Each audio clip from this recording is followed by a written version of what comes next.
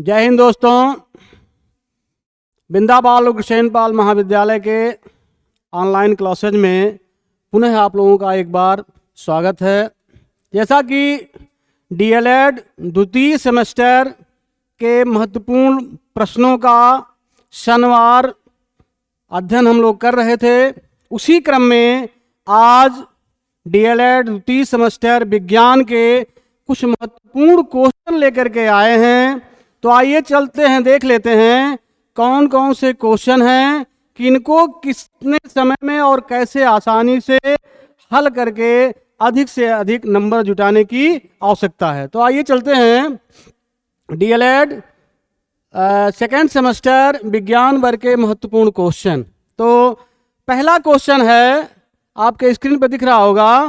पहला क्वेश्चन, फसल चक्र किसे कहते हैं?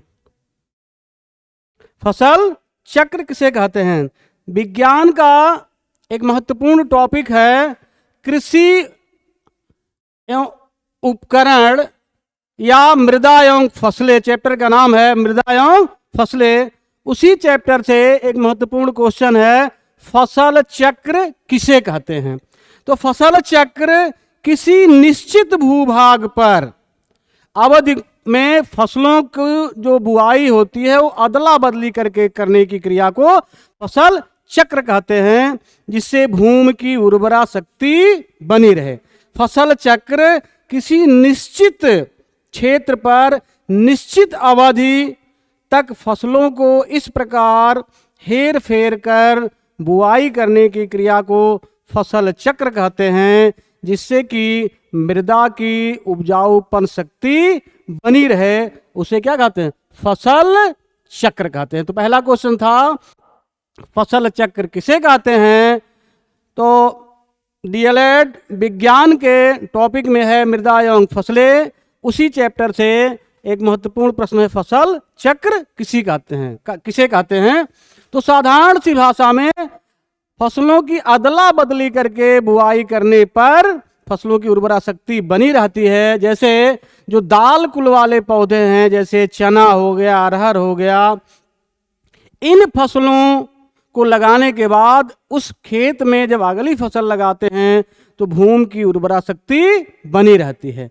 अब आइए अगला क्वेश्चन है, ऊर्जा संरक्षण का सिद्धांत किसे कहते हैं? ऊर्जा संरक्षण का सिद्धांत किसे कहते हैं? तो ऊर्जा को न उत्पन्न किया जा सकता है, न तो एक दूसरों से केवल नष्ट किया जा सकता है। इसे एक रूप से दूसरे रूपों में परिवर्तित किया जा सकता है। इसे ऊर्जा संरक्षण का सिद्धांत कहते हैं। जैसे जल विद्युत पावर प्लांट में पानी की स्थित ऊर्जा को वैद्युत ऊर्जा में बदला जा सकता है। कहने का आशय यह है कि ऊर्जा न तो उत्पन्न की जा सकती है, न तो बनाई जा सकती है। ऊर्जा को एक रूप से दूसरे रूपों में परिवर्तित किया जा सकता है। इसे ऊर्जा संरक्षण का सिद्धांत कहते हैं। और इसका एग्जाम्पल है, जल विद्युत पावर प्लांट को पानी की स्थितिज ऊर्जा को वैद्युत ऊर्जा में बदला जाता है। स्थित ऊर्जा ऐसी ऊर्जा जहाँ पर जैसे पानी स्थिर रहता है, उसको जल विद्युत पावर प्लांट के द्वारा विद्युत ऊर्जा में कन्वर्ट किया जाता है। इसे ऊर्जा संरक्षण का सिद्धांत कहते हैं। तो दूसरा भी क्वेश्चन क्लियर हो गया कि ऊर्जा न तो उत्पन्न की जा सकती है, न तो नष्ट की जा सकती है। ऊर्जा को एक रूप से दूसरे रूपों में परिवर्तन किया जा सकता है। इसे ऊर्जा संरक्षण का नियम कहते हैं। अब अगला क्वेश्चन देखिए क्या कह रहा है। दिया हुआ है, टरबाइन, डायनमो, विद्युत जनरेटर में किस प्रकार ऊर्जा का रूपांतरण होता है? तो विज्ञान के सिलेबस में है कार्य एवं ऊर्जा। तो क्वेश्चन दिया हुआ है, टरबाइन, डायनमो, विद्युत जनरेटर में किस प्रकार ऊर्जा का रूपांतरण होता है। तो जो तीनों प्रकार के यंत्र दिए हुए हैं, इसमें यांत्रिक ऊर्जा, कौन सी ऊर्जा? यांत्रिक ऊर्जा तो ये उसका उत्तर सही होगा। किस प्रकार की ऊर्जा का रूपांतरण होता है? यांत्रिक ऊर्जा। अगले वीडियो में हम आपको जितने भी उपकरण पाए जाते हैं इनमें ऊर्जा का रूपांतरण कैसे होता है उसकी भी चर्चा कराएंगे। लेकिन आज यहाँ टरबाइन, डायनमो, विद्युत जनरेटर में किस प्रकार की ऊर्जा का रूपांतरण होता है? तो यांत्रिक ऊर्जा। जैसा कि पिछले वीडियो में हमने बताया कि यांत्रिक ऊर्जा किसे कहते हैं, यांत्रिक ऊर्जा कितने प्रकार की होती है, इसकी भी चर्चा पिछले वीडियो में हमने करा दिया। अब अगला क्वेश्चन है, पवन चक्की के कार्य लिखिए। पवन चक्की, ध्यान दीजिएगा, वह युक्ति है जिसमें वायु की गतिज ऊर्जा ब्लेडों को घुमाने में प्रयुक्त की जाती है, उसे पवन चक्की कहते हैं। जब आप लोग बाल्य अवस्था में रहे होंगे तो फिरंगी उड़ाए होंगे। फिरंगी भी पवन चक्की की ही भांति काम करती है। और आगे दिया हुआ है कि पवन चक्की के कार्य लिखिए। तो पवन चक्की फ्लोर मिल को चला सकती है, जल पंप को चलाने में भी सहायता करती है। पवन चक्की फ्लोर मिल को चला सकती है, जल पंप को चलाने में सहायता करती है, विद्युत ऊर्जा उत्पन्न करने में भी पवन चक्की की मदद ली जाती है। तो पवन चक्की के, यहाँ केवल क्वेश्चन दिया हुआ पवन चक्की के कार्य। तो पवन चक्की के कार्य में पहला लिखेंगे, पवन चक्की फ्लोर मिल को चलाने में सहायता करती है। दूसरा जो है लिखेंगे, पवन चक्की से जल पंप को चलाया जा सकता है। तीसरा लिखेंगे, विद्युत ऊर्जा उत्पन्न करने में भी पवन चक्की की सहायता ली जाती है। तो पवन चक्की वह युक्ति या साधन है जिसमें वायु की गतिज ऊर्जा ब्लेडों को घुमाने में प्रयुक्त किए जाते हैं। ऐसी युक्ति अथवा ऐसे साधन को पवन चक्की कहते हैं। और पवन चक्की के मुख्य कार्य बता दिया कि मुख्यतः इसके 3 कार्य होते हैं। फिर अगला आइए, अगला क्वेश्चन है, उत्तोलक किस सिद्धांत पर काम करता है? तो ये क्वेश्चन बार बार आ रहा है, दिया हुआ उत्तोलक किस सिद्धांत पर काम करता है। क्योंकि क्वेश्चन वन लाइनर हैं तो उतनी ही आवश्यकता में आप लोग कॉपियों में लिखेंगे जितनी की होती है। तो दिया हुआ उत्तोलक किस सिद्धांत पर काम करता है, तो इसका सही उत्तर होगा उत्तोलक बल आघूर्ण। क्या होगा? बल आघूर्ण के सिद्धांत पर काम करता है। उत्तोलक किस सिद्धांत पर काम करता है? बल आघूर्ण, यानी बल लगाकर किसी वस्तु के अक्ष के परितः घुमाने की प्रवृत्ति को बल आघूर्ण कहते हैं। जैसा कि पिछले वीडियो में बताया गया कि उत्तोलक एक सीधी या छड़नुमा मुड़ी हुई रचना है जो निश्चित बिंदु के चारों ओर घूम सकती है, उसे उत्तोलक कहते हैं। उत्तोलक 3 प्रकार के होते हैं, तो इसकी चर्चा हमको यहाँ नहीं करनी है। यहाँ तो कह रहा है कि उत्तोलक किस सिद्धांत पर कार्य करता है, तो उत्तोलक बल आघूर्ण के सिद्धांत पर काम करता है। अब अगला क्वेश्चन है, कोशिका सिद्धांत की खोज किसने किया था? कोशिका सिद्धांत जीवों की संरचना वाले चैप्टर में है कि सबसे पहले तो ये जान लेते हैं कि कोशिका को खोजा किसने था। कोशिका की खोज का श्रेय रॉबर्ट हुक को जाता है। उन्होंने 1665 ईस्वी में मधुमक्खी का छत्ता देखा और उसमें अनेक प्रकार की छोटी छोटी कोठरियों को देखा और कोशिका कह दिया। लेकिन यहाँ रॉबर्ट हुक नहीं लिखना, यहाँ तो कह रहा है कोशिका सिद्धांत की खोज किसने किया था। तो कोशिका सिद्धांत की खोज का श्रेय स्लाइडन एवं स्वान को जाता है। किसको? स्लाइडन एवं स्वान, ये 2 वैज्ञानिकों ने मिलकर के कोशिका सिद्धांत की खोज किया था। कौन कौन? स्लाइडन एवं स्वान ने किया था। तो अब अगला क्वेश्चन है, गाल्जी काय किसे कहते हैं? गाल्जी काय, बहुत ही अच्छा सवाल। गाल्जी काय किसे कहते हैं? तो जहां आपने पढ़ा कि कोशिका किसे कहते हैं, कोशिकाओं के कितने प्रकार होते हैं, प्रोकैरियोटिक, यूकैरियोटिक, कोशिका के कौन कौन से भाग होते हैं, उन्हीं भागों में एक नाम आता है गाल्जी काय।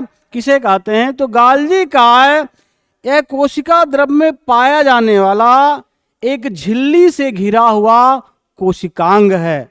कहां पर, कोशिका द्रव्य में, कोशिका द्रव्य में पाया जाने वाला झिल्ली से घिरा हुआ कोशिकांग है, जो प्रोटीन और लिपिड के अणुओं को संसाधित करता है और पैकेज करता है, उसे गाल्जी काय कहते हैं। गाल्जी काय की खोज का श्रेय कैमेलियो गाल्जी को जाता है। यह कोशिका में के अंदर और बाहर दोनों प्रकार से काम करता है। स्रावी पुट्टिकाओं के निर्माण में भी गाल्जी काय की सहायता ली जाती है। तो गाल्जी काय किसे कहते हैं, गाल्जी काय की खोज किसने किया था, कैमेलियो गाल्जी ने। कहाँ पाया जाएगा, कोशिका द्रव्य में। जैसा कि जो कोशिका के पार्ट होते हैं, उन्हीं पार्टों का एक महत्वपूर्ण भाग है कि गाल्जी काय किसे कहते हैं। अब आइए अगले क्वेश्चन की तरफ चलते हैं। अगला क्वेश्चन क्या कह रहा है, अगला क्वेश्चन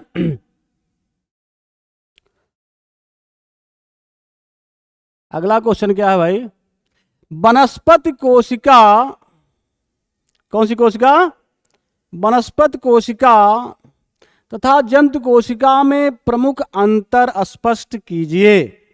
तो देखिए, वनस्पति कोशिका में कोशिका भित्ति पाई जाती है, जबकि जंतु कोशिका में कोशिका भित्ति नहीं पाई। एक अंतर यही हो गया।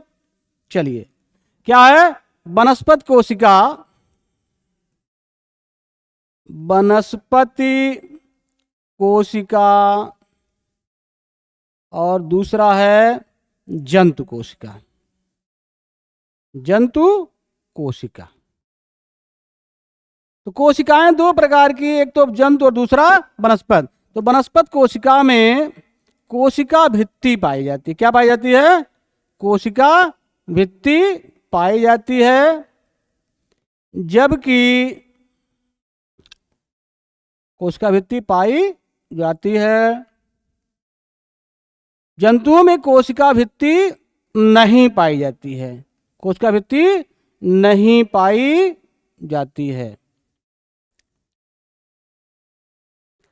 वनस्पति कोशिका में क्लोरोफिल पाया जाता है। क्या पाया जाता है, क्लोरोफिल पाया जाता है, जबकि जंतु कोशिका में क्लोरोफिल नहीं पाया जाता। क्या पाया जाता है, क्लोरोफिल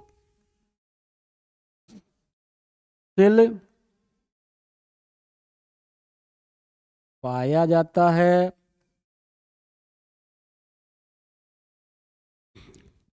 इनमें नहीं पाया जाता। इनमें क्लोरोफिल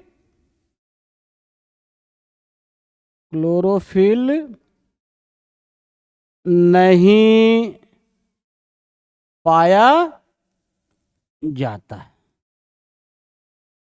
तो ये दो महत्वपूर्ण अंतर हो गए, जंतु कोशिका तथा पादप कोशिका में महत्वपूर्ण अंतर। पहला है, कोशिका भित्ति वनस्पतियों में पाई जाती है, जंतुओं में कोशिका भित्ति नहीं पाई जाती है। दूसरा होगा, वनस्पति कोशिका में क्लोरोफिल पाया जाता है, जबकि जंतु कोशिका में क्लोरोफिल नहीं पाया जाता है। अब आइए अगला प्रश्न है, ईंधन को परिभाषित कीजिए। कौन सा क्वेश्चन, ईंधन को परिभाषित कीजिए। तो ईंधन वे पदार्थ जिनके दहन से ऊष्मा प्राप्त होती है, यानी ऊर्जा प्राप्त होती है, उसे ईंधन कहते हैं।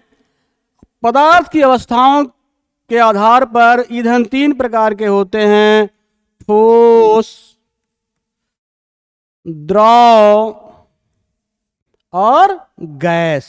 तीन प्रकार के ईंधन होते हैं, कौन कौन, ठोस, द्रव, गैस।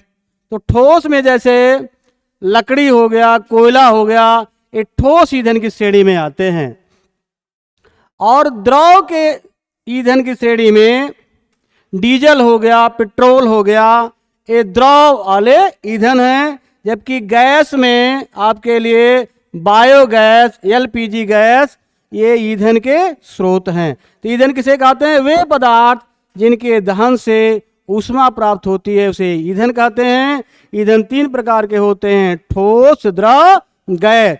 तो ठोस में उदाहरण होगा लकड़ी, कोयला। द्रव में उदाहरण होगा डीजल, पेट्रोल, मिट्टी का तेल, ये द्रवीय ईंधन का उदाहरण है। जबकि तीसरा है गैस में प्राकृतिक गैस एवं बायोगैस, ये ईंधन के उदाहरण हैं। अब आइए अगले क्वेश्चन की तरफ चलते हैं कि अगला क्वेश्चन क्या कह रहा है। प्रकाश संश्लेषण की क्रिया का रासायनिक समीकरण लिखिए। दिया हुआ है प्रकाश संश्लेषण की क्रिया का रासायनिक समीकरण लिखिए। तो रासायनिक समीकरण के पहले हम जान लेते हैं कि प्रकाश संश्लेषण कहते किसे हैं। तो देखिए शॉर्टली वन लाइनर परिभाषा में आज की नवीन जानकारी के अनुसार प्रकाशिकी ऊर्जा को रासायनिक ऊर्जा में अनुबंधित करने की क्रिया को प्रकाश संश्लेषण कहते हैं। लेकिन यहाँ पर प्रश्न पूछ रहा है कि इसे समीकरणों के द्वारा लिखिए। तो आइए चलते हैं समीकरण के द्वारा देख लेते हैं कि प्रकाश संश्लेषण को कैसे लिखा जाता है। तो कार्बन डाइऑक्साइड धन पानी, पानी तो जान ही रहे हैं सब लोग, कार्बन डाइऑक्साइड धन पानी। अब भाई क्रिया करा लेंगे, पर्णहरिम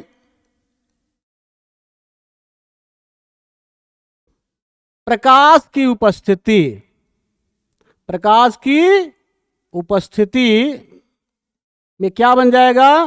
ग्लूकोज C6H12O6 धन 6 CO2 धन 6H2O। समीकरण को बैलेंस करेंगे तो यहाँ हो जाएगा 12 हाइड्रोजन, यहाँ 6 कार्बन। ये है आपका प्रकाश संश्लेषण का समीकरण। प्रकाश संश्लेषण क्या हो गया? समीकरण। तो क्वेश्चन पूछ रहा था प्रकाश संश्लेषण क्रिया का रासायनिक समीकरण लिखे। यहाँ पानी वाष्पित हो जाएगा, क्या हो जाएगा? वाष्पित। तो अगला क्वेश्चन है मेंडलीफ की मूल आवर्त सारणी में कितने आवर्त एवं कितने वर्ग होते हैं? तो मेंडलीफ की मूल आवर्त सारणी में 7 आवर्त और 18 वर्गों की मान्यता मिली है। भाई आप लोग संदेह मत करिएगा, शुरुआती दौर में जब मेंडलीफ की आवर्त सारणी में थोड़ा सा संदेह था, लेकिन बाद में यह स्पष्टीकरण हो गया कि मेंडलीफ की मूल आवर्त सारणी में 7 आवर्त और 18 वर्ग होते हैं। तो आइए ये भी क्वेश्चन हो गया। फिर अगला क्वेश्चन है प्रदूषण किसे कहते हैं? प्रदूषण किसे कहते हैं? बहुत ही अच्छा क्वेश्चन है।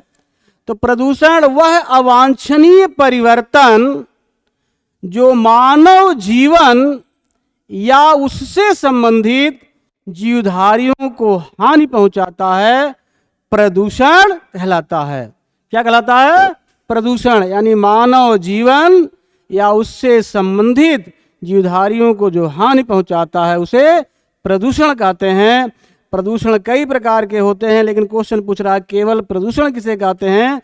तो आप लिखिएगा वह अवांछनीय परिवर्तन जो मानव जीवन या उससे संबंधित जीवधारियों को हानि पहुंचाता है, प्रदूषण कहलाता है। तो आज के वीडियो में इतना ही। फिर अगले वीडियो में हम और महत्वपूर्ण क्वेश्चन लेकर के आएंगे, लेकिन आप लोग चैनल को सब्सक्राइब करिए, लाइक करिए, जिससे अधिक से अधिक महत्वपूर्ण क्वेश्चनों को हम लोग लेकर के आपके सामने उपस्थित हो सके।